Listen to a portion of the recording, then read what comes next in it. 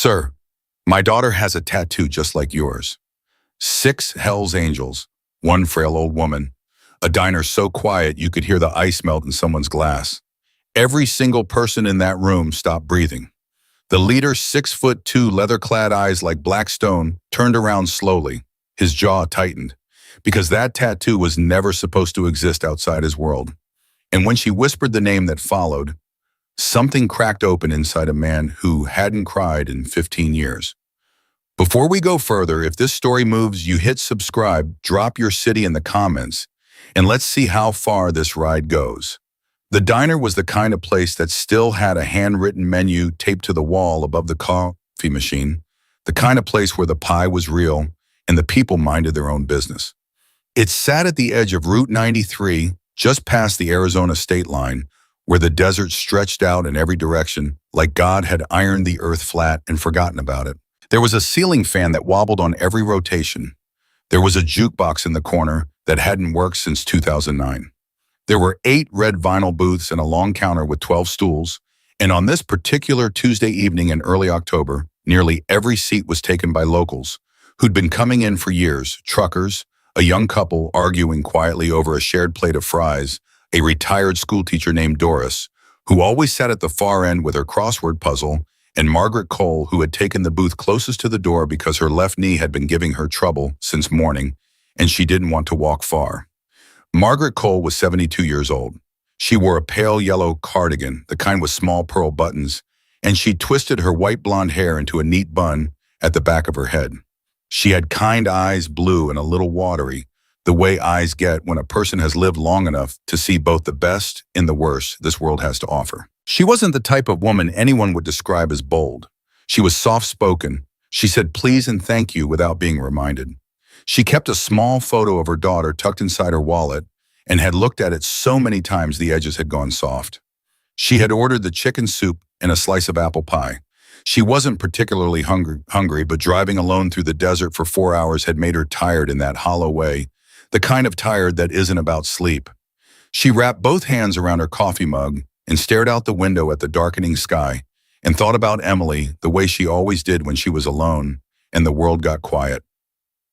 Then the door opened, not gently, not the casual swing of a regular customer.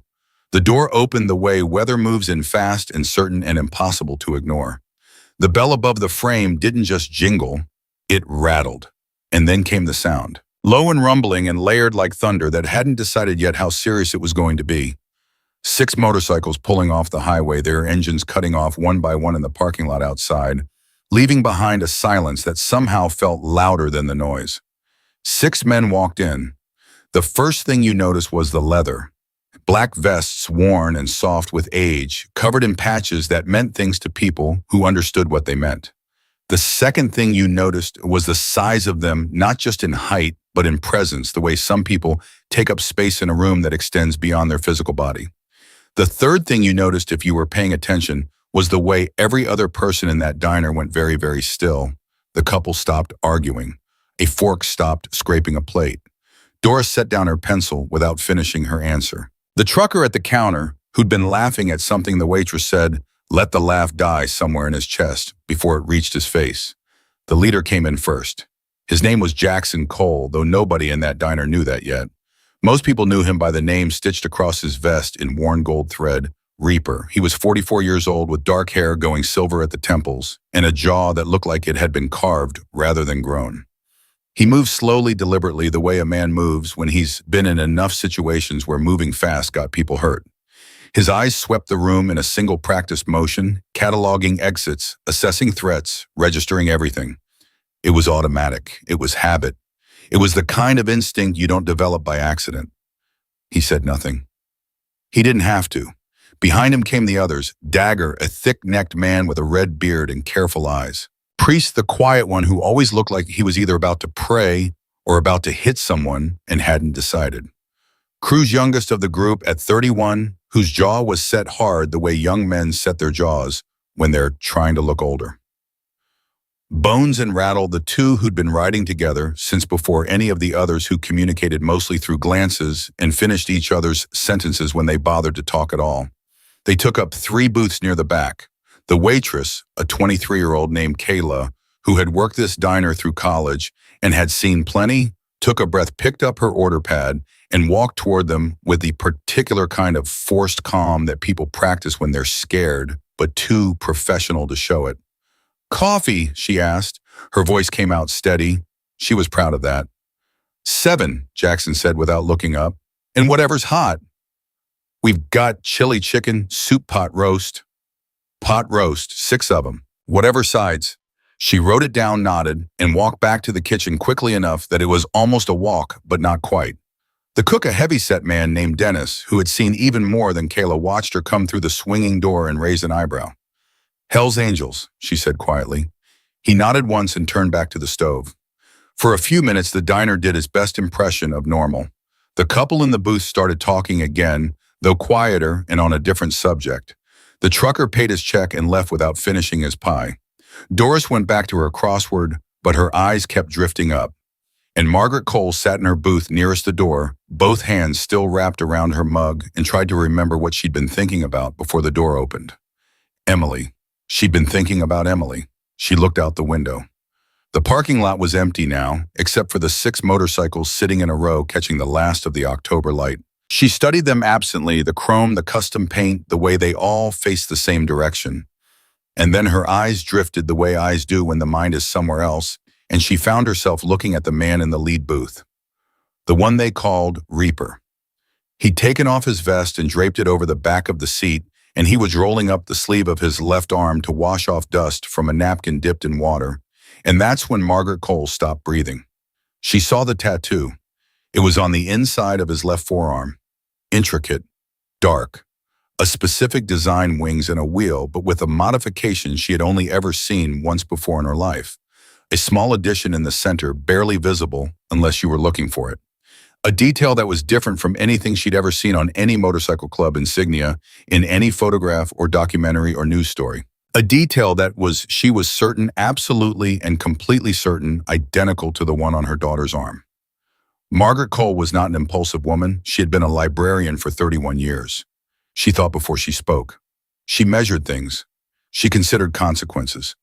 But her daughter had been driving alone on a highway for 4 hours and had called 3 hours ago, sounding strange, tired and distracted, and saying, "I'm fine, Mom, stop worrying," in the way she said it when she wasn't fine.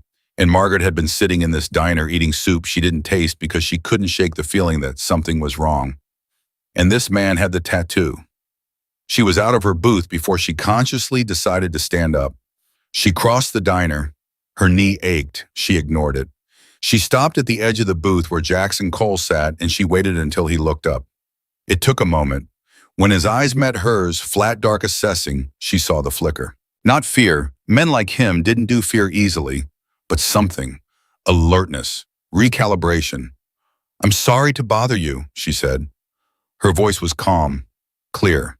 She had spent 31 years being calm and clear in a library, and the habit held. "But I need to ask you something, and I need you to hear me out before you say anything. Can you do that?" Jackson Cole looked at this old woman in her yellow cardigan with her coffee mug hands and her careful eyes. Behind him, he felt daggers shift slightly. Priest went still. Cruz looked up from his phone. "Go ahead," Jackson said. His voice was low, careful. "Sir," Margaret said, "my daughter has a tattoo just like yours."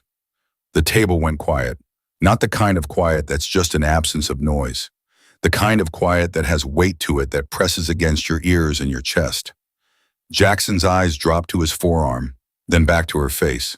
Something moved behind his expression, something that didn't have a clean name. "A lot of people have tattoos, ma'am," he said slowly. "Not like this one," Margaret said. She pointed not at the outer design, but at the center, at the modification, at the small detail that wasn't in any charter, any official insignia, any public record. "Not with that," she said. "Right there, that part." Jackson's jaw tightened. Slowly, he set down his fork. Around him, 5 men who hadn't moved suddenly became very, very still in a different way. The kind of still that is the opposite of relaxed. "Where did you see that?" Jackson said. His voice had changed, not louder, quieter, which was worse. "On my daughter's arm," Margaret said. "Emily Cole."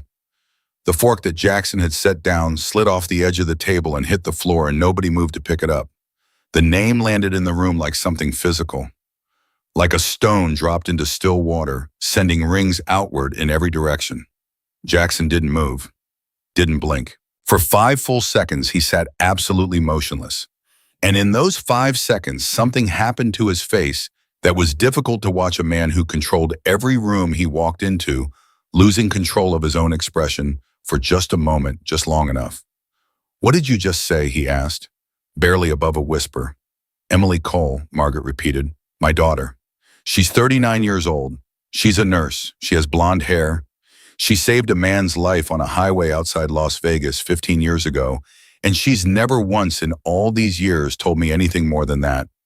But she has that tattoo right there, and she won't tell me where she got it or what it means. And tonight I can't reach her, and something doesn't feel right, and you—" Her voice held. It was a near thing, but it held. "You have the same mark, so I'm asking you, please." Jackson Cole pushed back from the table and stood up. He was 6'2", and standing up in a booth, he filled the space completely. He looked down at this small woman in her yellow cardigan, and something was happening behind his eyes. A reckoning. A collision between the past and the present, so sudden and so complete that for a moment he simply didn't know what to do with his hands. "Dagger," he said without turning around.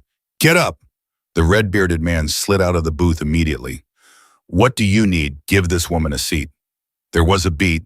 Then Dagger nodded and stepped aside, and Jackson gestured toward the newly empty space across from him. "Please," he said to Margaret, "sit down." She sat.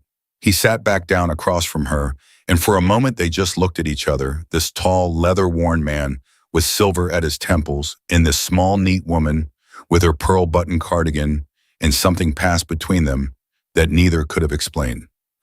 "Tell me what you mean by you can't reach her," Jackson said. "Exactly what happened. Every detail." Margaret wrapped her hands around her coffee mug, again, not because she was cold, but because she needed something to hold on to. "She called me around 3 o'clock this afternoon," she said. "She was driving back from Flagstaff, a weekend trip she'd gone to see a college friend. She called to say she was on her way home and she'd be back by dinner. She sounded fine, maybe a little tired. I didn't think anything of it." A pause. "Then around 4:30 she texted me and said she'd pulled over at a rest stop because she wasn't feeling well. Headache. She said she'd rest a few minutes and keep driving. I texted back, she didn't answer. I called, no answer. I told myself she was driving, she'd call when she got to a better stretch of road. I drove out myself because I couldn't sit still.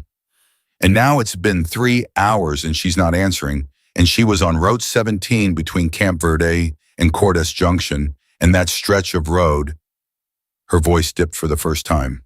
"It's very dark out there and very empty." Jackson was already pulling out his phone. He looked across the table at Priest, who was watching him with the same focused stillness he always carried. "Route 17, between Camp Verde and Cordes Junction." "I know it," Priest said. "What kind of car does she drive?" Jackson asked Margaret. "A silver Honda, a Civic, the 2019 one, I think, or maybe 2020. It has a small dent on the rear bumper on the passenger side that she keeps saying she'll get fixed." Jackson was already typing. Cruz leaned over from the next booth, his phone out, pulling up maps without being asked. "She have roadside assistance?" Jackson asked.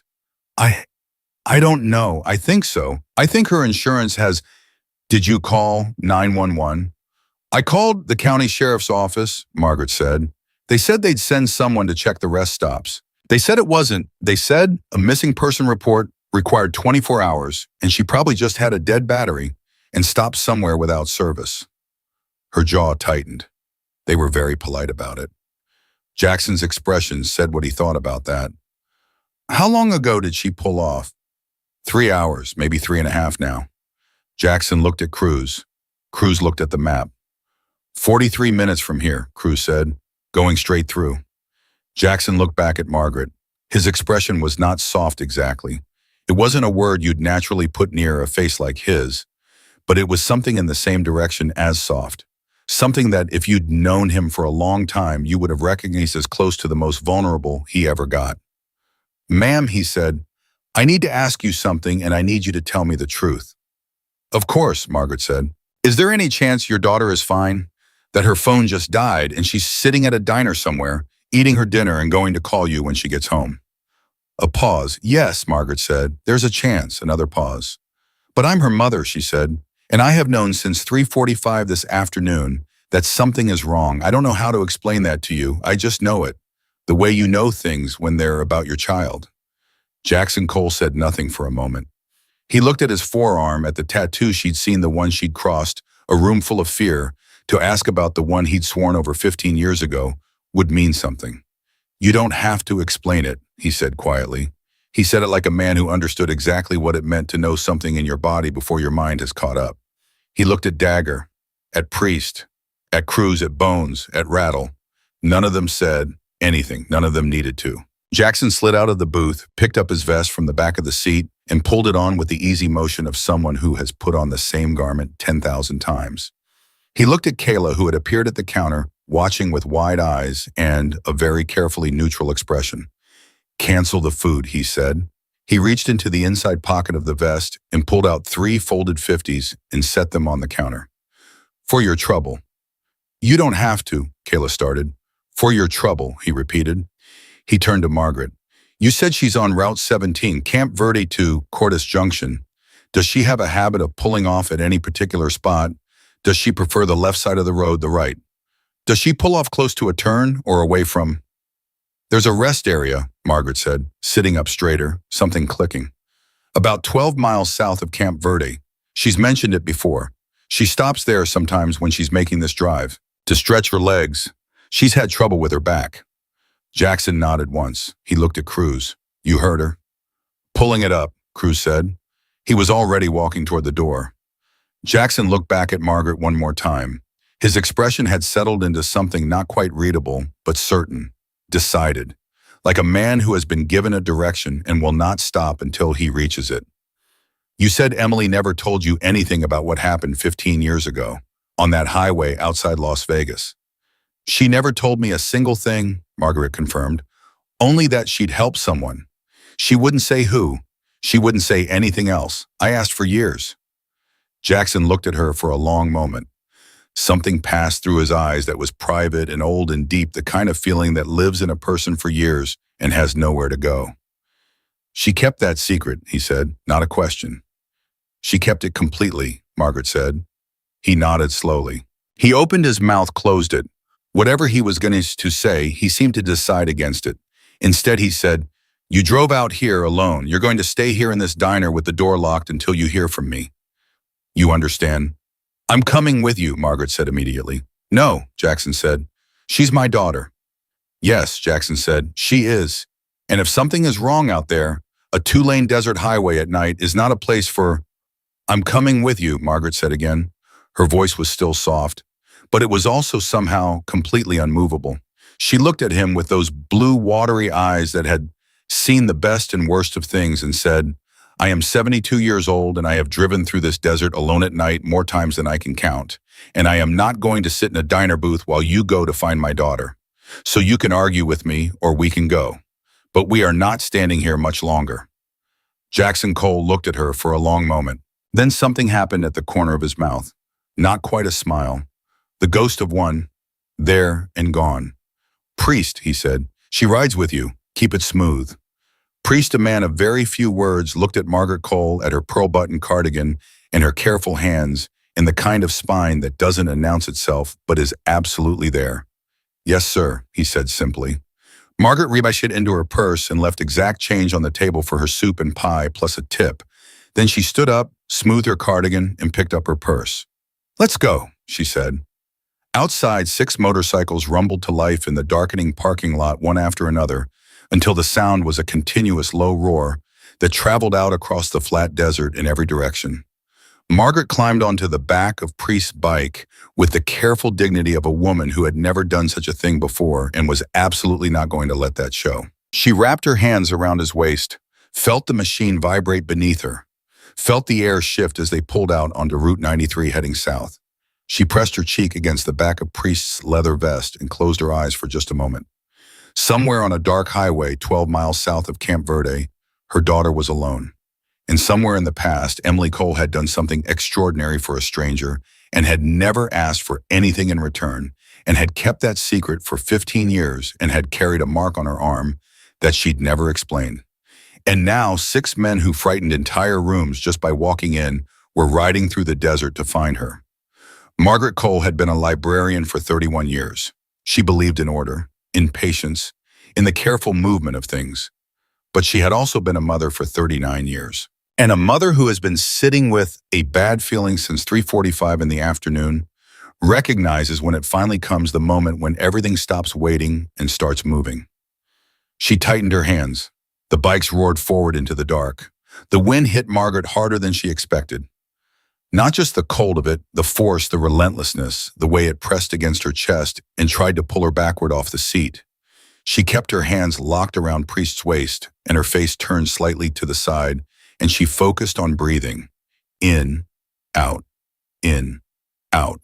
The way she'd learned to breathe through hard things, through the years after her husband left, through Emily's worst nights in nursing school when she'd called crying and Margaret hadn't known what to say, through all the small and large catastrophes of raising a daughter alone in a world that didn't make it easy. Priest rode steady, no unnecessary movement, no dramatic acceleration, just forward at speed with the kind of control that came from years and years of the same thing.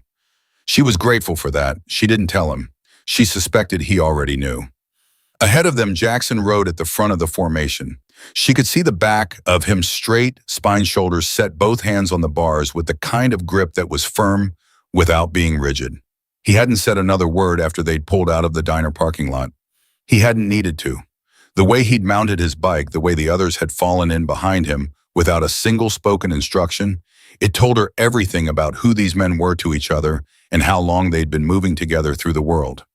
Cruz beside her in the formation on the right had his phone mounted to his handlebar, in a waterproof case, the map running. He glanced over once and met her eyes for a second, and something in his face, young harder than it should be for 31, but not unkind, gave her a small nod.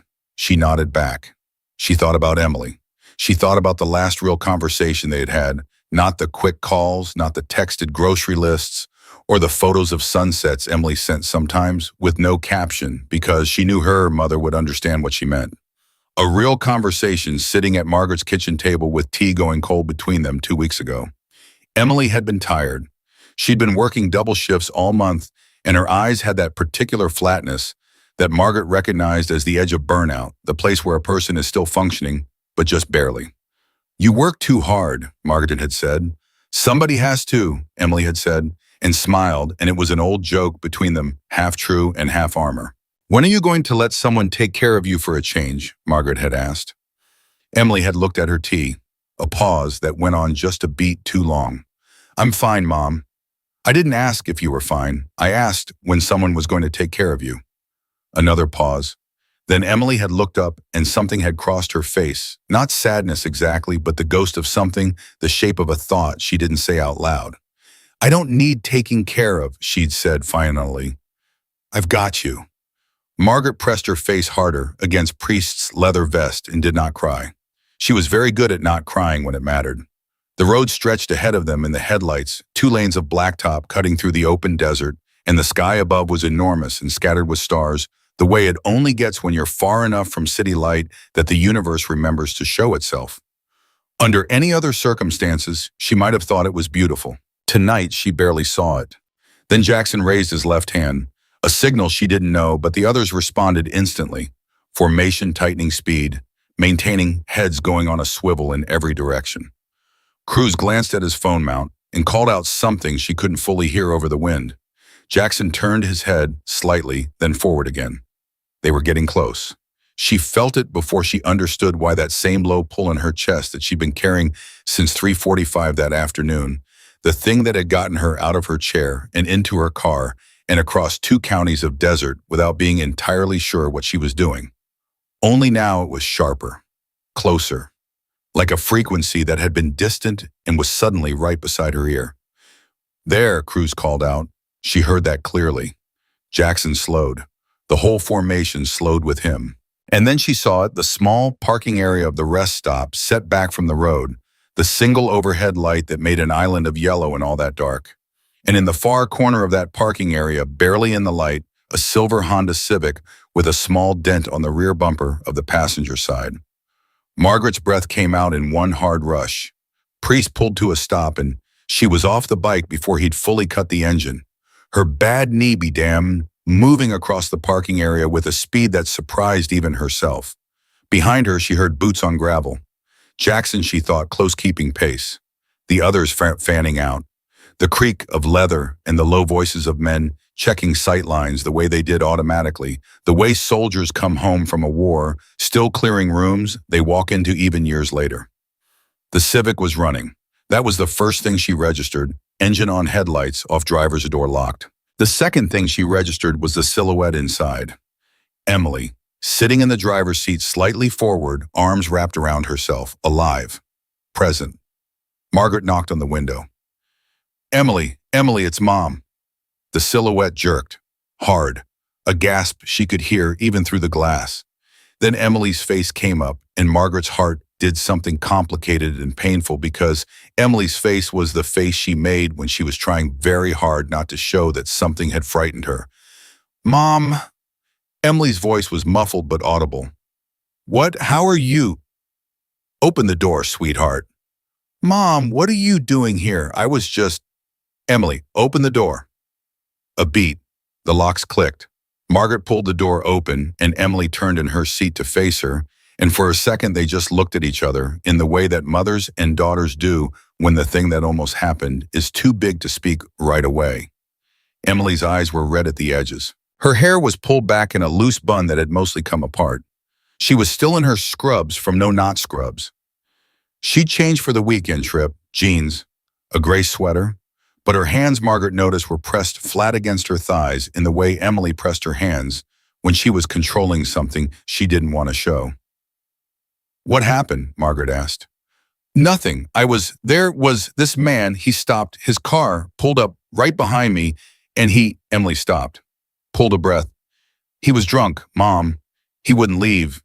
He was knocking on my window. He kept saying his car had broken down and he needed a ride, and I just locked the doors. I was going to call 911, but there was no signal.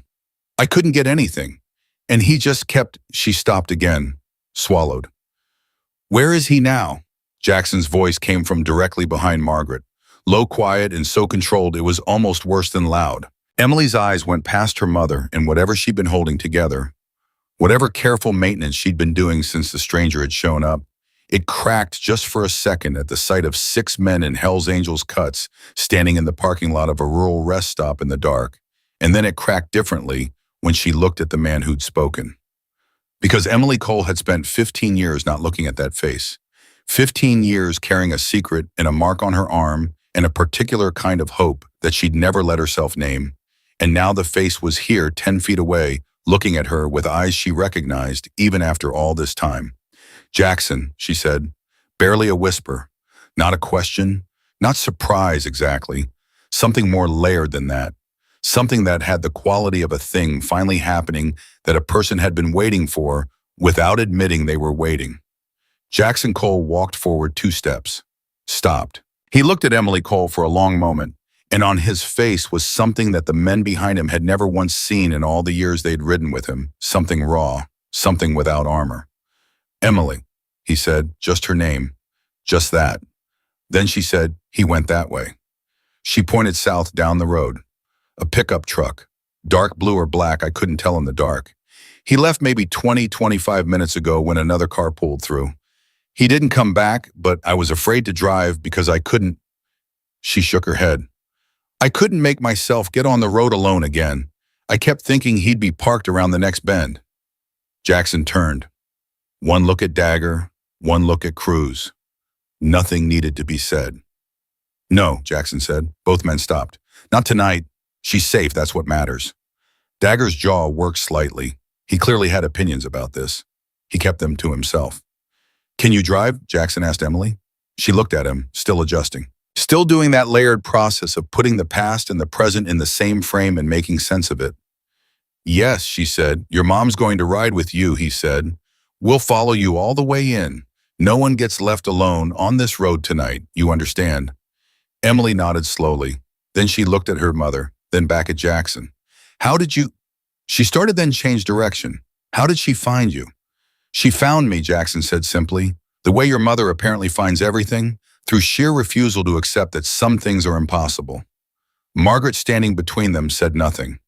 But the thing she'd been not crying about for the last 40 minutes became slightly harder to maintain.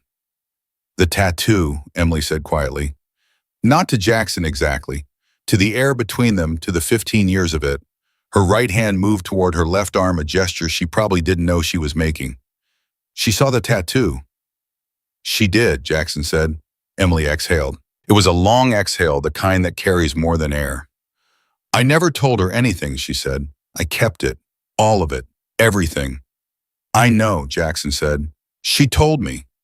I didn't tell anyone, not once, not a single time in 15 years. I know, Emily. She looked at him, and the thing in her eyes now was not the residue of fear from a drunk man in a parking lot. It was older than that. Bigger. I didn't know if it was real, she said. I didn't know the tattoo, the man who did it. He said it meant something, but I didn't, she stopped. I didn't know if you were still at them. I'm here, Jackson said. Those two words in his voice stopped everything else she was going to say. For a moment, nobody spoke. The wind moved across the parking lot. Somewhere very far away, a car passed on the highway without slowing. And 6 men stood in a loose half circle around a silver Honda Civic, and a woman in a gray sweater, and a mother in a yellow cardigan, and none of them made a sound, because whatever was passing between the people at the center of this didn't belong to anyone else. Then Margaret said very practically, Emily, move to the passenger seat. I'll drive. Emily blinked. Mom, your knee. Get in the passenger seat, sweetheart. Emily got in the passenger seat. Margaret walked around to the driver's side, and as she passed Jackson, she paused. They were close, just briefly, just for a moment, and she looked up at him with those blue eyes that had been measuring the world for 72 years. Thank you, she said. Jackson Cole, a man who had been feared and respected, and occasionally hated in several states over a 20-year span, a man who had sat across from federal investigators and said nothing, who had buried friends and not bent, who had built something out of nothing through pure will, and had never once in all of it asked anyone for anything. Jackson Cole looked at this small woman in her pearl-button cardigan and said quietly and completely without any of the armor, No, ma'am, thank you. She nodded once, got in the car, started the engine. The convoy assembled without a word. 3 bikes in front, 3 behind. The silver Civic in the middle, moving onto the highway, heading north through the dark toward home. Inside the car, Emily sat with her hands in her lap and her eyes straight ahead, and Margaret drove, and for a while neither of them spoke. The headlights of motorcycles in the rearview mirror were steady, close, not going anywhere. Mom, Emily said finally about 8 minutes down the road. Yes. How did you know something was wrong? I didn't say anything on the phone. I was trying not to worry you. I know. Then how did you know? Margaret glanced at the rearview mirror. 6 sets of headlights, steady. Because, she said, I'm your mother, and a mother knows. Emily made a sound that was not quite a laugh and not quite a sicken, and she turned her face toward the window for a moment and pressed her fingers to her mouth. When she turned back, she said very quietly, The man who did the tattoo. After Jackson, after he went, I mean. A week later, one of them came to the hospital, a different one. Priest, he didn't say much. He handed me an envelope and a card with a number on it, and then he waited while this man with a tattoo kit did that design on my arm, and he said only one thing before he left. She paused. He said, if you ever need anything, you call. Doesn't matter when, doesn't matter where. You call. And then he left. And I never did. I never called. Why not? Margaret asked. Emily was quiet for a moment. Because I didn't save that man so I could collect something, she said. I saved him because he was bleeding in the road and I was a nurse and there wasn't anyone else. That was all. You don't collect on that. A beat. But I kept the number. Of course you did, Margaret said. It's been 15 years, Mom. The paper it's written on is practically falling apart. I put it in a plastic sleeve inside my wallet behind my library card. Margaret said nothing for a moment. She glanced in the rearview mirror again. Emily. Yeah. Did you ever take out that wallet and look at the number late at night when you couldn't sleep? The silence lasted long enough to be an answer. I thought so, Margaret said softly. They drove. The miles passed under them. Ahead, the first lights of a small town appeared on the horizon gas station water tower. The orange glow of a fast food sign, and the convoy didn't slow, didn't splinter, didn't waver. Margaret found herself thinking about the word loyalty, about what it actually meant stripped of all the greeting card versions and the speech day definitions. What it looked like in practice. What it looked like when 6 men who had every reason to be somewhere else tonight dropped their food and their plans and their sitting down and rode into the dark because a name had been said, because a tattoo had been seen, because a debt that most people would have called too old to still matter had turned out to matter after all. She thought about all the years she'd spent being quietly, privately worried about the kind of people Emily might have encountered on that highway. She'd never said it directly. Emily would have dismissed it, and she would have been right to. But Margaret had thought it, more than once, in the small hours of the night. She thought about how wrong she'd been. Then something happened that she didn't expect. Her phone buzzed in the cup holder. She glanced down. A text from a number she didn't recognize. She couldn't read it while driving, but the preview on the screen, the first line of it, was enough to make her stomach turn over. She kept driving. She kept her face composed. She did not say anything to Emily, because the preview said, "I know who you are, old woman. I watched you leave that diner with them." You think you're safe now? Her hands stayed steady on the wheel. In the rearview mirror, 6 headlights burned steady through the dark. She breathed. In, out. She thought Travis Boone didn't just leave. Margaret's thumb hovered over the phone screen for 3 full seconds. Then she turned it face down in the cup holder and put both hands back on the wheel. She did not look at Emily. She did not change her speed. She did not make a single sound that would cause her daughter, who had already been through enough tonight, to turn her head and ask what was wrong. But her mind was moving very fast. Travis Boone had watched her leave the diner. That meant he'd been at the diner or nearby when the 6 of them had pulled out of the parking lot, which meant he had followed them, or at minimum had seen them go, which meant he had seen the bikes. He had seen the Hells Angels cuts. He had seen all of it, and he had still sent the text. Either he was very drunk, or he was very stupid, or there was something about Travis Boone that she didn't know yet that made him feel untouchable. None of those options were comforting. The last one was the most frightening. The phone buzzed again. She didn't look down. It buzzed a 3rd time. In the rearview mirror, the 6 headlights were exactly where they'd been, steady, close, not varying. She thought about Jackson riding back there behind her. She thought about the way he'd looked at Emily outside the rest stop. She thought about the 15 years between that highway outside Las Vegas and this moment, and the way that kind of time doesn't erase a debt. It just lets it sit there, gathering weight until the moment comes to carry it. She needed to tell him about the texts, but she also needed to get Emily home first. Get her safe, get her inside, get her breathing normally. Emily didn't need any more tonight. Emily had hit her limit back in that rest stop parking lot and had been running on composure and controlled breathing ever since. And Margaret knew her daughter well enough to know that composure had a ceiling and they were close to it. "Mom," Emily said. Margaret's jaw tightened. You're doing the thing." "What thing?" "The thing where you're very calm and quiet and your hands are in the exact right position on the steering wheel, which means you're not actually calm at all. You're managing something." Margaret was silent for a beat. "You've been reading too much into my steering wheel positions for 39 years, she said. "You're doing it right now." "I'm driving Emily. This is what driving looks like." Emily turned in her seat to face her. "What happened?" "Nothing happened." "Mom, watch the road." "You're driving. I'll watch whatever I want." "What is on your phone?" Margaret kept her eyes forward. Measured it, weighed it.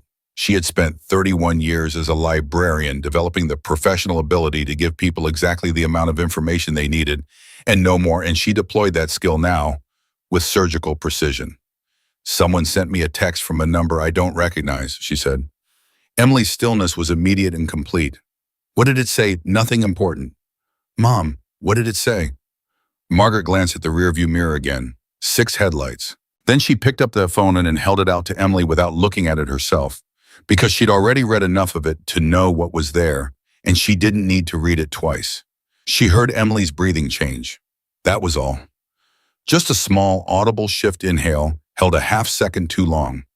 Then Emily said very quietly, "He followed us from the diner." "It appears so. There are 3 texts." "I know. The third one says he knows where we're going." Emily's voice had gone flat in the way voices go flat when a person is processing something that should produce panic and is choosing deliberately not to let it. "He says he has friends." Margaret said nothing. "Mom, we have to tell Jackson." "I know. Now, we have to tell him now." "I know, Emily. I'm thinking about how." "You don't think about how, there's a radio or a signal or, I don't know how to signal a motorcycle formation, sweetheart. I'm 72. I learned to drive when cars had ashtrays built into the doors." Despite everything, Emily made the not quite laugh sound again. Then she said, "Flash the hazards. 3 times, it's the universal signal for something's wrong." "Is that actually a universal signal, or did you just make that up?" "Flash them, Mom." Margaret reached for the hazard button. 3 flashes. She watched the rearview mirror. The response was immediate. The formation behind her shifted. The 3 bikes that had been trailing close suddenly spread wider, and Jackson's headlight, which had been visible in the left portion of her mirror, grew larger. He was accelerating, coming up alongside her. He pulled level with her window, and she could see him in her peripheral vision, not looking at the road, but at her, a question on his face that even through glass and darkened speed was completely clear. She held up her phone toward the window, screen facing him. He'd never be able to read it at this speed. She knew that. But the gesture itself, the phone held up urgent, was its own message. He dropped back. 2 seconds later, her phone rang. Unknown needed number. She answered it on speaker and set it in the cup holder. "Talk to me." Jackson's voice over the wind and engine noise, steady as stone. "The man from the rest stop," Margaret said. "Travis Boone. He was watching when we left the diner. He sent 3 texts. He says he knows where we're going and he has friends." A pause, not a long one. "How recent are the texts?" Emily looked at the screen. "First one was 12 minutes ago. Last one was 4. "He's been following since the diner," Jackson said. Not a question, processing out loud. "That's what it looks like," Margaret said. "Okay." 2 syllables, completely level. "Here's what you're going to do. You're not going to change your speed or your direction. You're going to drive exactly the way you've been driving. Understand?" "Yes." "Emily, you still with us?" Emily leaned toward the phone. "I'm here." "You doing okay?" A pause, just long enough to be honest. "No," she said, "but I'm functional. That's all I need. Sit tight. Keep the doors locked." The line didn't end. He just went quiet, and she could hear in the background the sound of a different engine note. He was pulling away, opening up the throttle, moving toward the back of the formation. She heard his voice faint, saying something she couldn't make out, and then 2 other voices responding, and then nothing but wind. Dagger's voice came on a few seconds later, close to the phone. "This Boone, he give any indication whether he's alone or, The text said friends," Emily said. "Plural." "Description of the vehicle." Emily pressed her eyes closed for a second, pulling it up. "Dark pickup, blue or black. I didn't see a plate. The taillights, they had a shape like a boomerang, sort of the ones that curve." "Ford F-150, Dagger said immediately. "Late model. Okay, good." His voice got less close, like he'd moved slightly. Then back, "Ladies, I need you to do me a favor." "What?" Margaret said. "Tell me the names of the next 2 exits on Route 17 going north." Emily pulled up her phone map. "Cordes Lakes Road, then Horse Thief Basin." "Distance on Cordes Lakes?" 6 miles. "We're going to Cordes Lakes," Dagger said. "That's not the way home," Emily said. "No," Dagger agreed. "It's not. That's the point." Margaret understood immediately. She said nothing. She just drove. The mile markers ticked past. In the rearview mirror, the formation had reorganized. She wasn't entirely sure when it had happened, but it had 3 bikes tighter behind her and 2 now running parallel about 100 yards back, flanking wider than before. She thought she could make out, much further back in the darkness, a single headlight that was maintaining distance without closing. Following. She felt the hair on her arms lift. "Jackson," she said into the phone. "I see him," Jackson said from somewhere behind her. He'd gone quiet so long she'd almost forgotten the line was still open. Dark blue F-15. Oh, single cab. Two people in the front, possibly a third in the bed. Inconsistent speed, which means either he's bad at following someone or he wants to be seen. Why would he want to be seen, Emily asked. Because he's not the main event, Jackson said. He's the push. He's moving us towards something. The inside of the car went very, very quiet. What does that mean? Margaret asked. It means this isn't just a drunk man who got his feelings hurt at a rest stop, Jackson said. Someone with a drunk man's anger doesn't text you from a new number and then follow a Hells Angels convoy for 30 miles. He knows something. About you, about your route. Maybe about more than that. A pause. Emily, the college friend in Flagstaff. You've made this trip before. Yes, few times a year. Same route, usually. You talk about it, post it anywhere, tell people at work. Emily went still. Yes, I posted on Instagram Thursday night when I left. Just a photo. I tagged Flagstaff. Public account. Her face changed. Yes, she said, and the word came out differently than the ones before it, smaller, with the particular sound of a person understanding something they didn't know they were carrying. Okay, Jackson said, and his voice carried something careful in it, something that was working hard not to alarm. That might be nothing. That might just be bad luck and a man who can use a search bar. We're going to treat it that way for now. Another pause. Dagger, Cordes Lakes and Pittum. 4 minutes, Dagger said. Cruz and Bones stay on the truck. Everyone else with me on the exit. Rattle. She heard Rattle's voice, brief and clipped, already on it. The exit came up fast. Margaret took it without being told the formation had already begun. Guiding her, the bikes ahead of her slowing and angling, creating a corridor she moved into naturally like water following a channel. She turned. She followed the road off the highway and into a different kind of dark, and behind her she heard or felt, it was hard to say which, the dynamic of the convoy change. The following headlight didn't take the exit. It kept going north on Route 17, and she watched it disappear in her rearview mirror. Then Cruz's voice on the phone, quick and tight. He passed the exit. He's not... Wait, Jackson said. 30 seconds of silence. He stopped, Cruz said. On the shoulder, quarter-mile past the exit. He's just sitting there. He's calling someone, Jackson said. Give it a minute. Margaret pulled the car to a stop on a side road in the dark. She cut the engine. Emily reached over and found her mother's hand and held it, and Margaret led her, and neither of them said anything. Outside, she could hear the bikes idling and then cutting one by one until the road was completely silent. Then Jackson's voice, low and flat, came through the phone with a quality she hadn't heard from him yet, something harder than anything before, something that had made a decision. Rattle, go. She didn't know what that meant. She didn't ask. 3 minutes passed. 4. Emily's hand tightened on hers. Then Rattle's voice on whatever channel they were using, distant and brief. Confirmed. He was on the phone. I got the plate. Running it now. A pause. Jackson, this truck is registered to a man named Gerald Boone, Eloy, Arizona. Travis Boone's father, Jackson said immediately. He said it like a man who had already begun assembling a picture and had just found the piece that made the rest of it clear.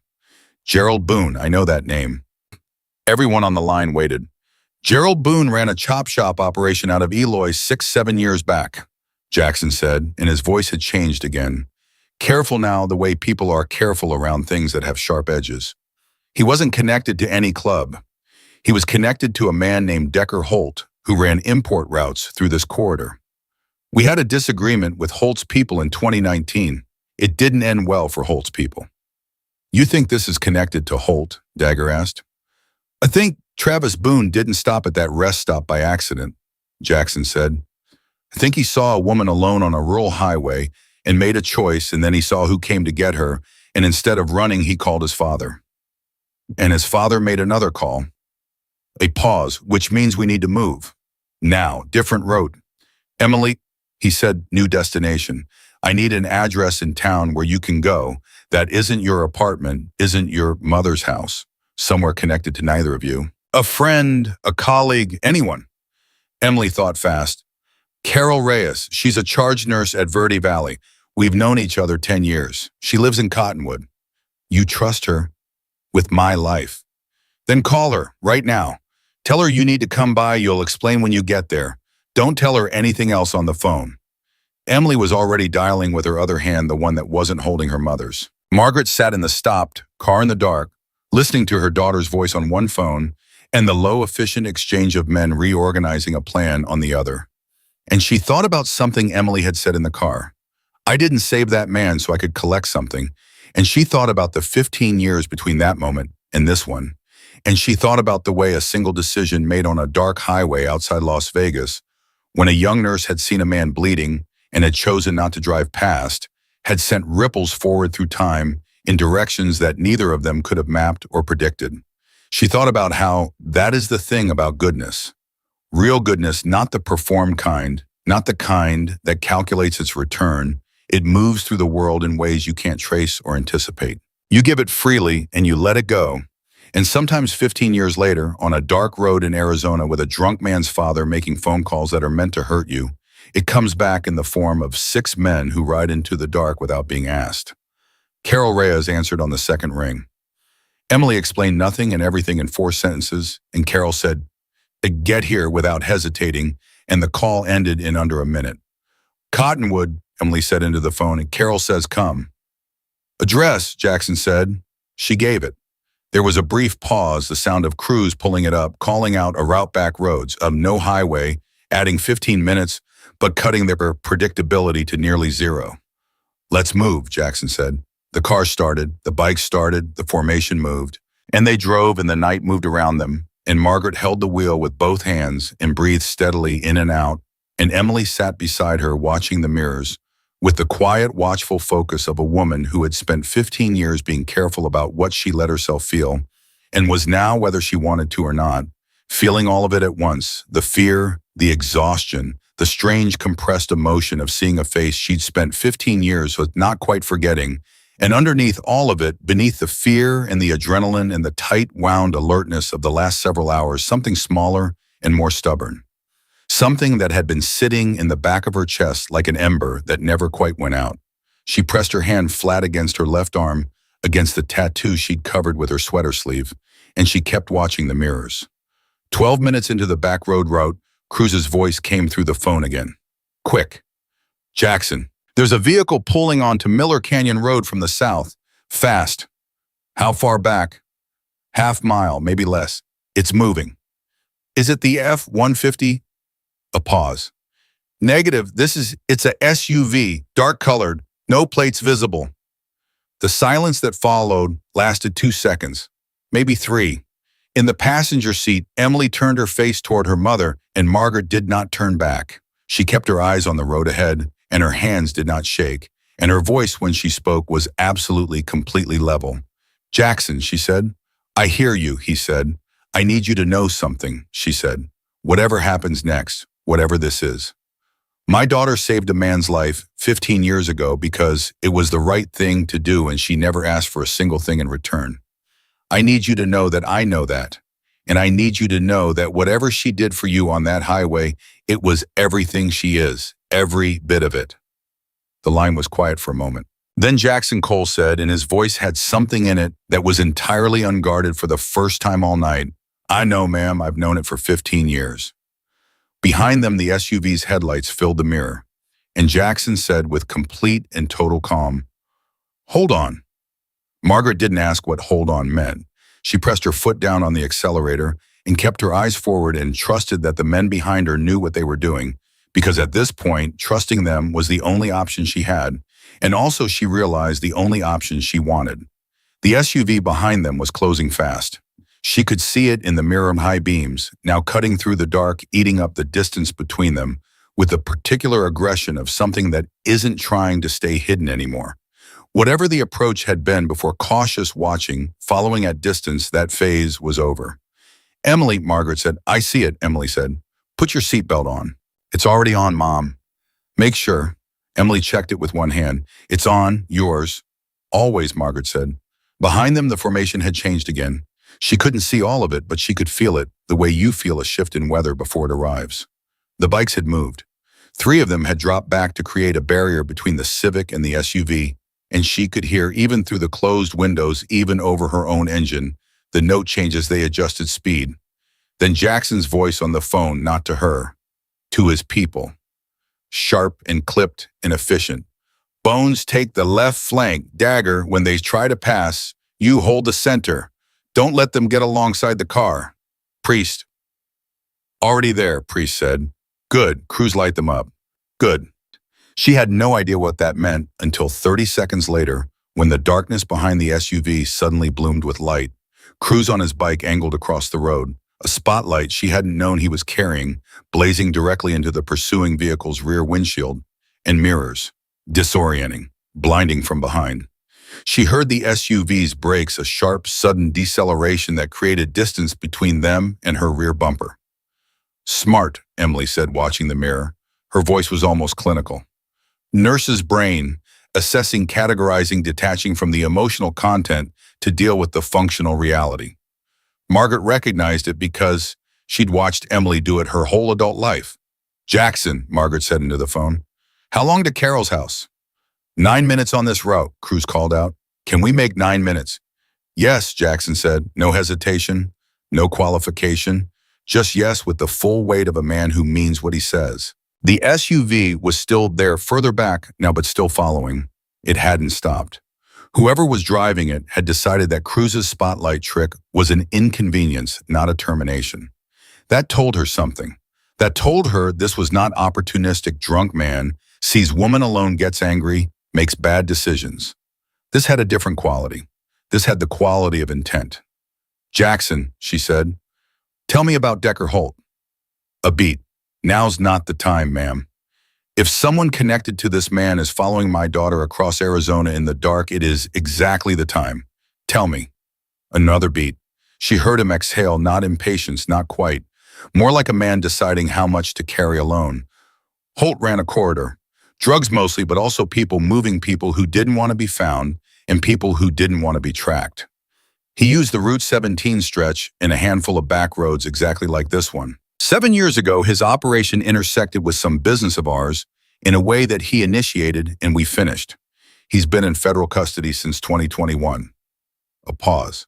But federal custody doesn't end an operation. It just changes who's running it. So whoever took over from Holt, Emily said quietly, they still use this corridor. And they don't like outsiders on their roads, Dagger added from somewhere out there in the dark. We weren't on their roads, Emily said. I was parked at a rest stop with a headache. Doesn't matter, Jackson said. Travis Boone flagged you. Either he works for whoever runs the corridor now or he called someone who does. Either way, once he called his father and his father made the next call, it stopped being about you personally.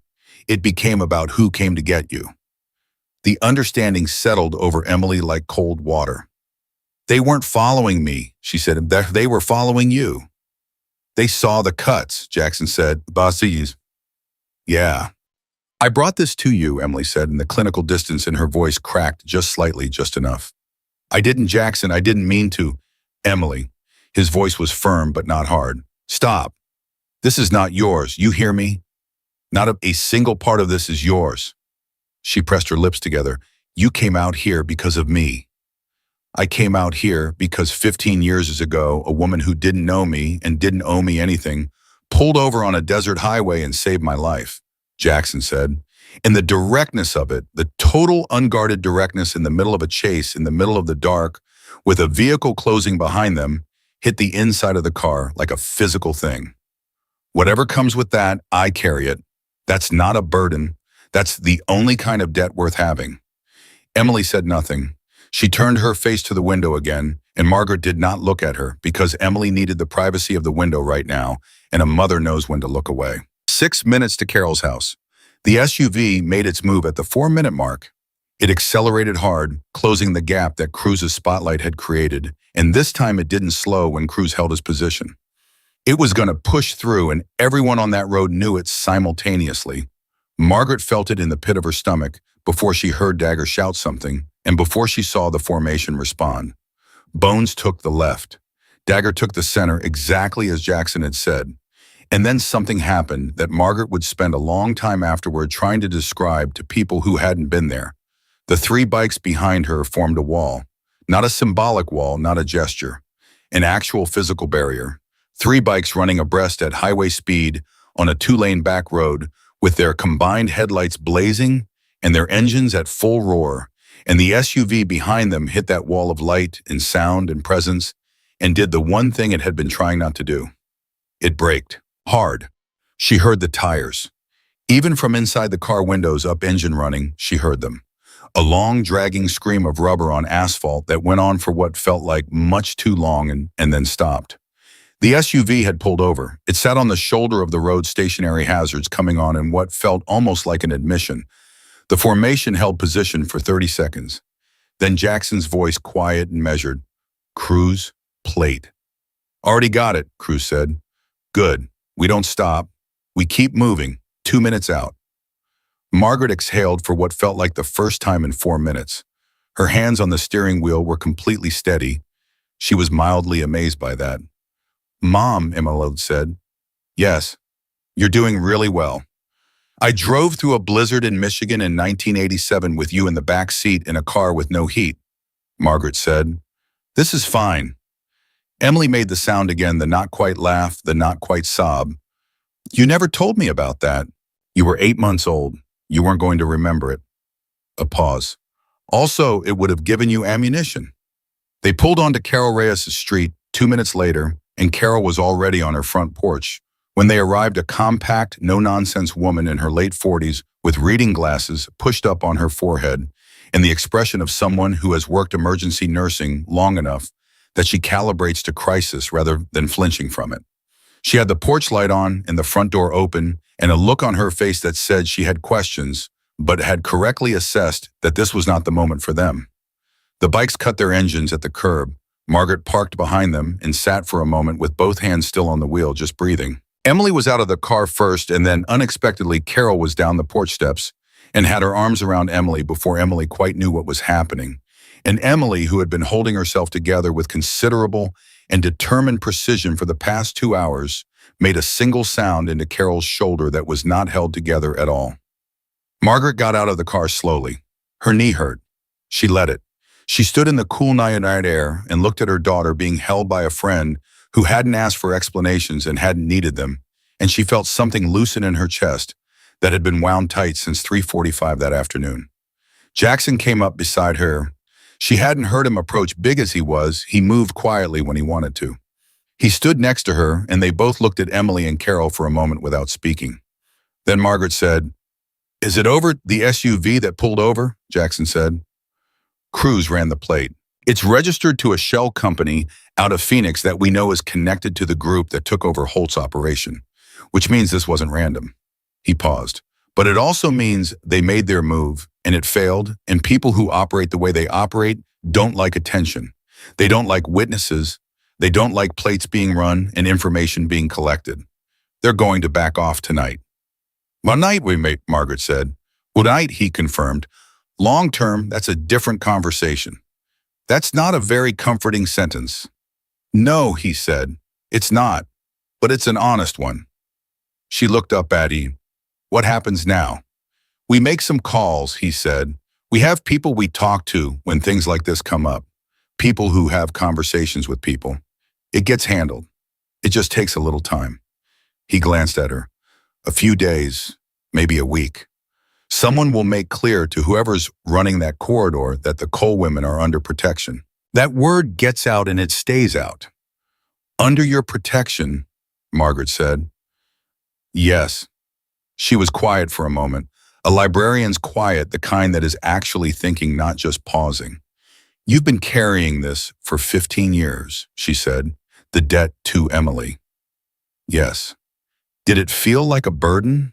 He thought about it honestly, which she appreciated. No, he said. It felt like the only clean thing I had for a long time. She absorbed that. She never told me what happened on that highway, she said. Not a word. Not in 15 years.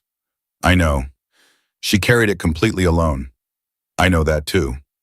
She has that tattoo, and she never told me what it meant. She never told anyone as far as I know. That's correct. Margaret was quiet again.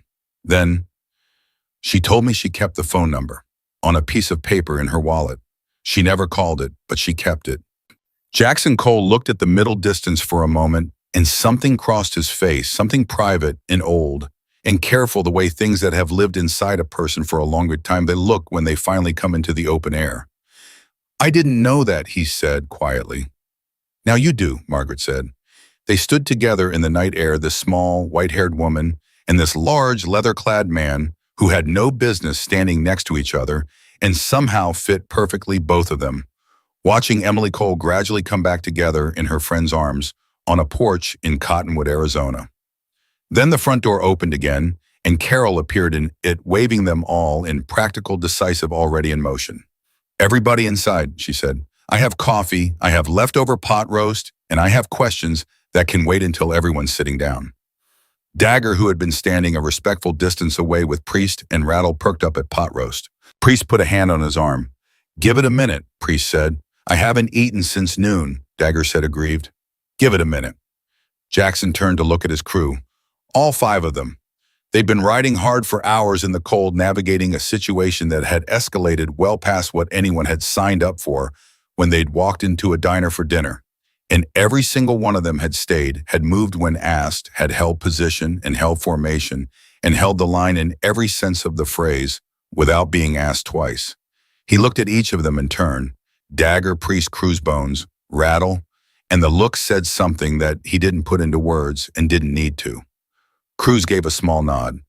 Bones looked at the porch.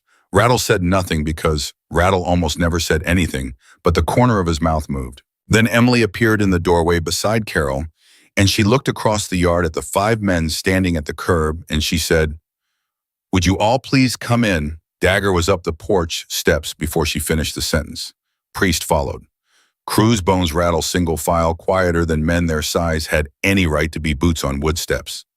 Emily stepped aside to let them through, and she looked at each of them as they passed with the particular expression of someone cataloging a debt they don't know how to repay and have already decided they were going to spend a significant amount of time trying. Jackson went last. He stopped in front of Emily at the doorway.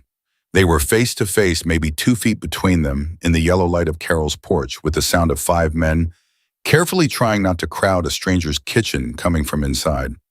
"I owe you an explanation," Emily said. "About that night, You don't owe me anything," Jackson said. "You never did. You came back. I was always going to." She looked at him, this woman who had spent 15 years being careful, who had saved a life and asked for nothing and kept a secret that had grown heavy with the keeping, who had a number on a piece of paper in a plastic sleeve behind her library card that she'd taken out and looked at on late nights and put away again without dialing. She looked at him the way you look at something when you've been imagining the looking for so long that the reality of it takes a moment to settle. "How did you know it was real?" she asked. "The tattoo. How did you know my mother wasn't, that she hadn't just seen it somewhere and—" "The modification," he said. "The change in the center of the design. That's not in any photograph, any public record, any place a person could find it except on the arm of someone who had it put there by one of our people. When she pointed to that specific part," he stopped. "I knew. And then she said my name. And then she said your name." Emily looked at him for one more moment. Then she said, "Thank you for coming." And Jackson Cole, who had in the last several hours chased a vehicle through the Arizona desert, organized a moving barrier on a 2-lane back road, and maintained calm in enough high-pressure situations to last several ordinary lifetimes, said simply, "Thank you for staying."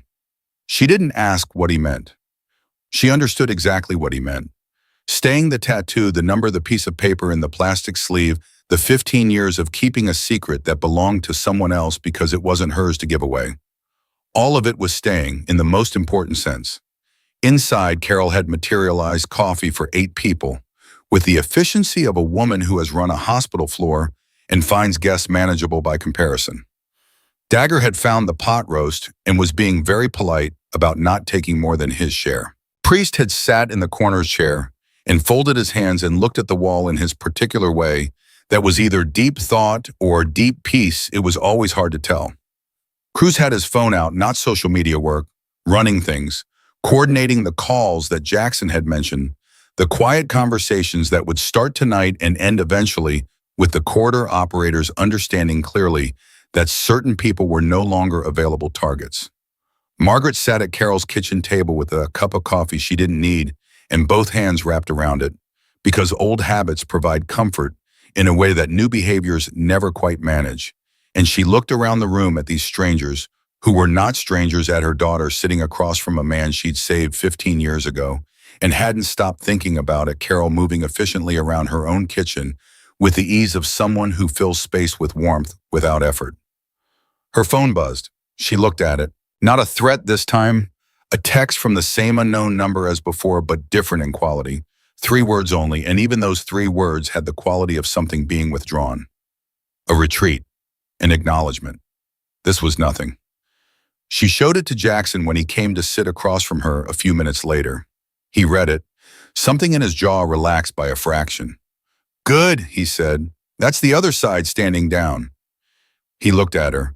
Someone made a phone call. Already, when Cruz runs plates connected to Holt's people, he said certain conversations happen fast. He paused. They know who we are. They know what it means to push us. They pushed tonight because they thought they had a window. They don't anymore. Margaret set her phone down, looked at her coffee. "I came into that diner for chicken soup," she said, "and apple pie."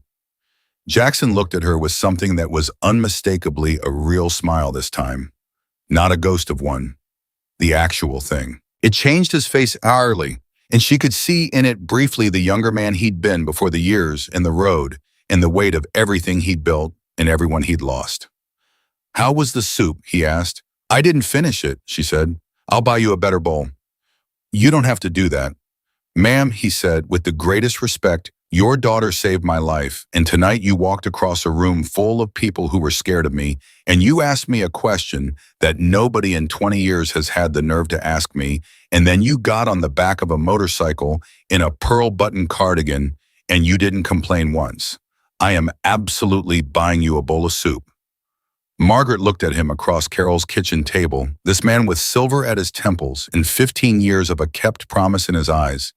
And she allowed herself, for the first time since 3:45 that afternoon, to feel something other than urgency. "All right," she said, "but I want the pie too."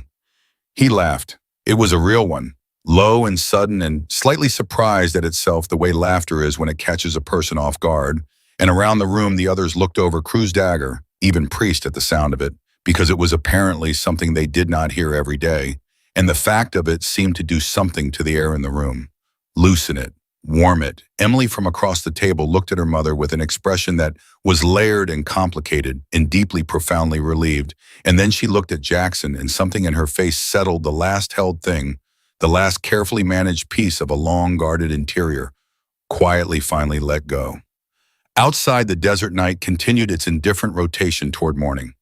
Somewhere on Route 17, a dark SUV sat in a gas station parking lot, while its occupants received a phone call that changed their evening plans. Somewhere in Phoenix, a second phone call was being made, and a third, each one narrowing the space available to anyone who might consider the Cole women worth the trouble.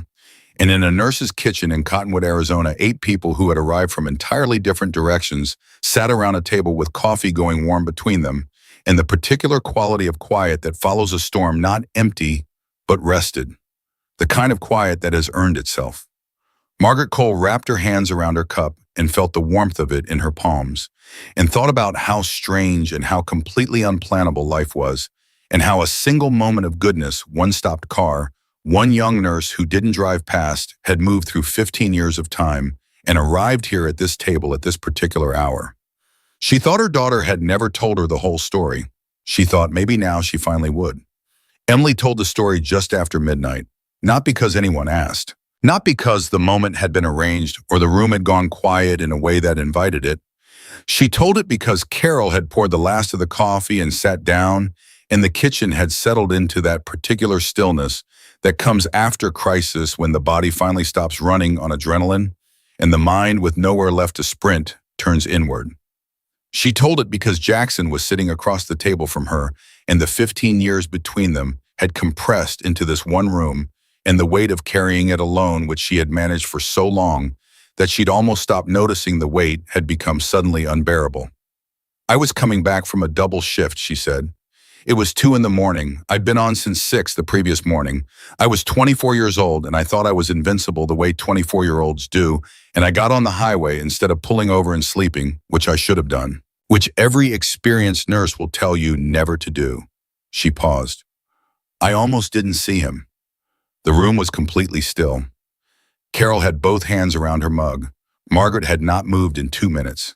Dagger, who had been leaning back in his chair with the ease of a man whose physical needs had been met and who was content, had shifted forward at some point without noticing. Even Rattle was watching her. He was off the road partly. The car was a dark color and the headlights were gone. I saw something, a shape, a reflection, something, and I braked. I don't know why. Instinct, exhaustion messes with your instincts sometimes. Makes you react before you think. She looked at her hands. I pulled over, I got out, and there was a man on the ground next to the driver's door, and there was blood.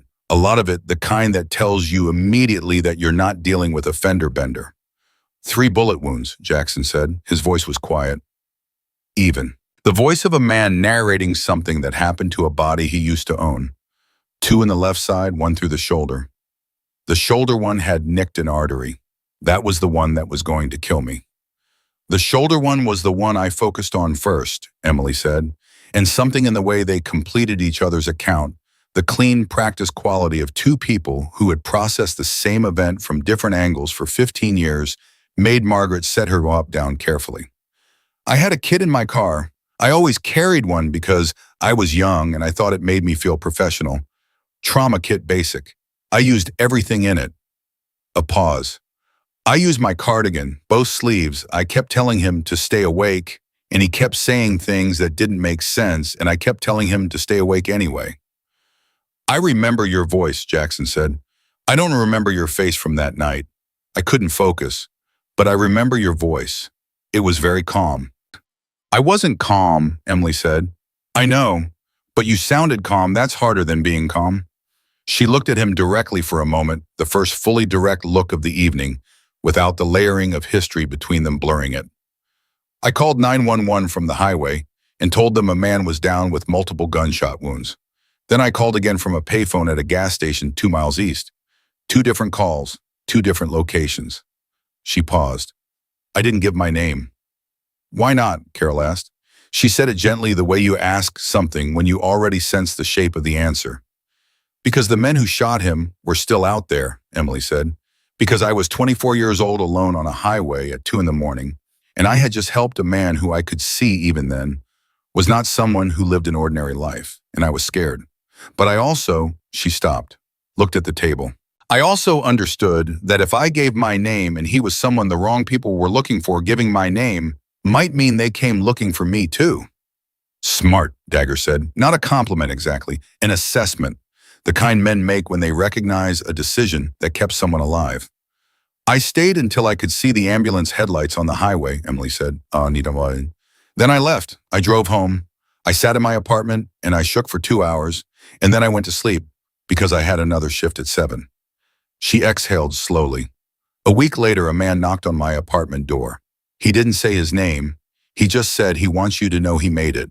And then he handed me an envelope and a card, and he took me to someone who did the tattoo, and he said the one thing you call if you need us, and then he left. A pause. I never asked how they found me.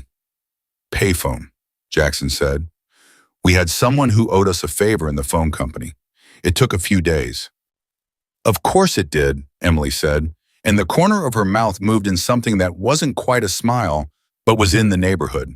The kitchen held all of it for a moment, the story that had lived inside 2 people separately for 15 years now, in the open air of a shared room lighter for the telling. Then Cruz, who had been quiet for a long time in the way Cruz went quiet when he was working, looked up from his phone and said, Jackson, we need to talk about the plate. The shift in the room was immediate. Jackson's attention moved to Cruz with the clean snap of a man who code switches between modes with no transition time. What about it? The shell company it's registered to, Cruz said. I went deeper on it. It's not just connected to the Holt quarter. It's connected to 3 other operations across the state. And one of the names in the corporate filing, he turned the phone so Jackson could see the screen. You know that name.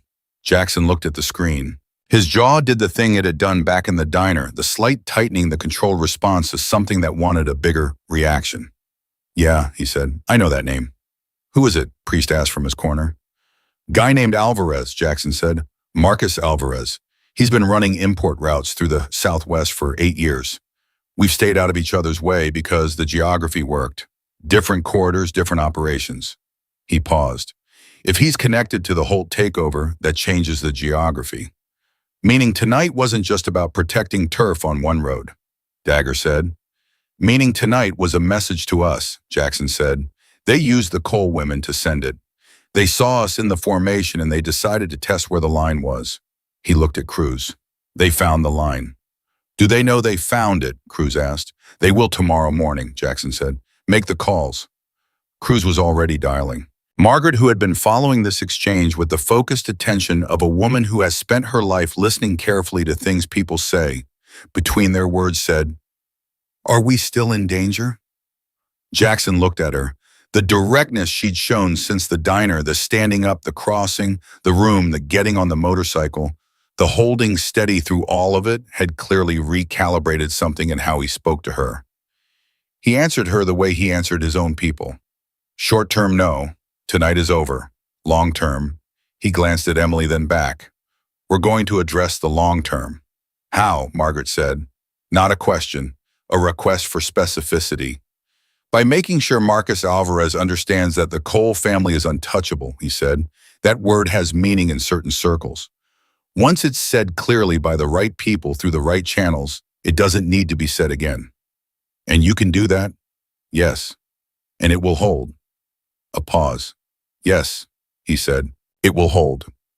She looked at him for a long moment. This man who had frightened an entire diner full of people just by walking in, who had spent the last several hours moving heaven and earth through the Arizona desert on behalf of a woman he'd never met, and a debt that most people would have let expire.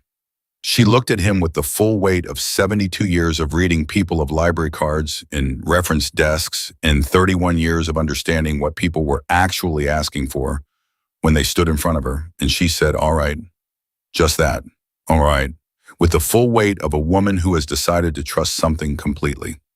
Jackson nodded once. Across the table, Emily was watching her mother with an expression that Margaret would not see because Margaret was not looking at her, but that Carol would see and would remember for a long time, an expression of profound, almost painful love. The kind that comes from watching a person you've underestimated reveal a depth you didn't know they had, even though you should have because you'd known them your whole life. Cruz came off the phone. 40 minutes, he said to Jackson. Good. There's also, Cruz hesitated, which was unusual enough that everyone in the room registered it. Rattle found something when he was running background on Boone. Travis Boone, the drunk from the rest stop. What kind of something? Jackson said. He's got a record, Cruz said. Salt mostly, 3 charges, 2 convictions, both suspended sentences. But the last one 18 months ago, the victim was a woman, hiking alone. Same stretch of Route 17. A pause. She didn't press charges past the initial report. The kitchen went very, very quiet. Emily's hands flat on the table pressed harder against the surface. She didn't press charges, she said carefully. But the report exists. The report exists, Cruz confirmed. Emily looked at Jackson. He's going to do it again. Yes, Jackson said, he is, unless something changes. Can something change? Emily said. It was not quite a question and not quite a demand. It was the voice of a woman who had spent her career in hospitals, understanding that some things are preventable and that the failure to prevent them is its own kind of choice. Jackson looked at Cruz. The report is accessible, public record. Then it gets to the right people, Jackson said. The county sheriff's office, the DA, the woman who filed the original report so she knows she's not alone. It gets there with enough accompanying information that someone can't ignore it. A pause. We know a journalist in Phoenix. She covers the corridor. She's been looking for a thread to pull on Boone's family for 2 years. Emily absorbed that. Something in her face, the last residue of the evening's fear, converted slowly into something different. Something that had a harder edge and a cleaner purpose. Give her everything, she said. Already drafted, Rattle said quietly from his corner. not looking up from his own phone. Dagger looked at Rattle with something approaching reverence. "When did you saw Mom?" "While you were eating the pot roast," Rattle said. The tension in the room released in the only direction it had left to go, into sudden, slightly disbelieving laughter, quiet but genuine, spreading from Cruz to Bones to Carol, who had been holding herself to professional composure for the last hour and finally let it go. Even Priest's corner-of-the-mouth movement became briefly an actual smile. Dagger put his face in his hands. Emily laughed too. It was the first real laugh of the evening. Not the not-quite sound from the car, but a real one. And it moved through her like something releasing, like a fist that had been clenched for hours finally opening. Margaret reached across the table and covered her daughter's hand with both of hers, and Emily turned her palm up and held on. They stayed at Carol's until nearly 2 in the morning. Not because there was more business. The calls had been made, the plates had been run, the journalist had been contacted. The message to Alvarez was in transit through channels that moved faster than most people's understanding of how things got done.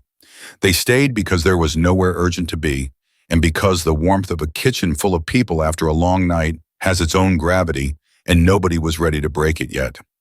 At some point, Bones fell asleep in an armchair in Carol's living room. Carol put a blanket over him with the matter-of-fact generosity of a woman who has cared for strangers professionally and finds it comes naturally everywhere. Cruz updated Jackson on the last of the calls and then went quiet. Dagger talked to Carol about nursing, which turned out to be something he knew more about than expected. His sister was an ICU nurse in Dallas, he said, and he had spent a lot of time in hospitals during a particular bad stretch of years.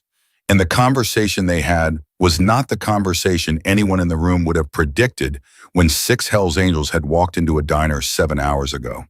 Margaret found herself sitting next to Jackson on Carol's porch about 1:30 in the morning, both of them with coffee that had gone lukewarm, looking at the street, where 6 motorcycles sat in a row, catching the light from the porch lamp. She kept the number, Jackson said, not to start a conversation. More to say the thing out loud that he'd been sitting with since she'd told him in the car. "She did," Margaret said. 15 years. 15 years. He was quiet for a moment. "I thought about finding her," he said. "More than once. I knew she hadn't given her name, and I respected that. It felt like she'd made a choice about what she wanted that night to be for her, and finding her would have changed it." A pause. "But I thought about it." "She thought about calling," Margaret said. "She just told you she never did. But I want you to know it wasn't because she didn't want to. It was because she's too stubborn and too proud to reach out for something she decided she didn't need." "That's a very specific kind of stubborn," Jackson said. "She got it from me," Margaret said. He looked at her, and the almost smile became the real one again. "I believe that completely," he said. Inside the house, through the kitchen window, Margaret could see Emily and Carol at the table talking the way old friends talk when the night has opened something up, leaning forward, hands moving the comfortable, non-linear back and forth of two people who trust each other with the unmade version of their thoughts. Emily's face was loose and tired and more like herself than it had been since the rest stop, and Margaret felt the last of the evening's tension leave her body, not all at once but in stages like a tide going out. "She's going to be all right," Margaret said. Not to Jackson specifically. To the night maybe. To herself. "Yes," Jackson said. "She is." A pause. "Are you?" Margaret asked. He turned to look at her with something like surprise, the look of a man unaccustomed to being asked about himself by someone who genuinely wants the answer. He considered the question the way it deserved to be considered. "I think tonight I might be better than I've been in a while," he said finally. Margaret nodded, wrapped both hands around her lukewarm cup. "Good," she said simply. They sat in the comfortable quiet that belongs only to people who have been through something together and come out the other side with nothing left to prove to each other, and the night continued its slow turn toward morning. 3 days later, a package arrived at Margaret's house. She was alone when it came, standing in her kitchen, in her yellow cardigan, with her morning coffee, and she didn't recognize the return address, a P.O. box in a town 2 counties over. She opened it carefully the way she opened everything, and inside was a photograph printed on good paper in a simple frame. 6 motorcycles in a line, photographed from behind somewhere out on the open desert, the late afternoon light coming in at a low angle that turned everything amber and gold. You couldn't see the riders' faces, just their backs, the leather vests, the long road ahead of them, stretching out toward the horizon. and the sky above enormous scattered with light, the kind of sky that only exists where the desert gets big enough to let it. On the back of the photograph, written in a plain, careful hand, family isn't blood, it's who shows up. And below that, one more line, added as an afterthought, or maybe not an afterthought at all. Maybe the most important thing, which is often what goes last. You showed up first. Margaret set the photograph on her kitchen windowsill where the morning light could reach it. She stood in front of it for a long moment with both hands around her coffee mug. This woman who had walked across a room full of fear to ask a question that needed asking, who had gotten on the back of a motorcycle in a pearl button cardigan and held on without complaint, who had driven through the Arizona dark with steady hands and a bad knee, and the unshakable particular certainty of a mother who knows when something is wrong. She looked at the photograph and she thought about Emily, who was back at work now, who had called last night just to talk, who had sounded like herself, tired from a long shift, a little distracted, fully completely herself, and who had said near the end of the call, quietly and without preamble, "I'm glad you went into that diner, Mom." And Margaret had said, "I needed the soup." And Emily had laughed, the real laugh, the full one, and said, "I love you." And Margaret had said, "I know. Drive carefully." She looked at the photograph for one more moment. Then she picked up her phone and texted Emily a single photo, just the picture on the windowsill, the morning light catching the frame. Emily's response came back in under a minute. 3 words, "Keep it forever." Margaret set the phone down and picked up her coffee and looked at the photograph in the light in the long road stretching out toward the horizon in silver and gold. And she thought that some stories don't end so much as they become the ground beneath your feet, the thing you stand on when the next thing comes. She thought about the way goodness moves through the world, in directions you cannot map, carried forward by people who stopped when they didn't have to, and stayed when leaving would have been easier. And how the debt it creates is not a burden, but a bond, not a chain, but a choice made and remade every time someone decides that a stranger's life matters and acts on that decision before fear can talk them out of it. She thought about all of this, and she was glad, and the morning light moved across her kitchen floor, and the photograph stayed on the windowsill where she had put it, and everything that needed to be said had been said, and everything that needed to be done had been done, and the road ahead was open.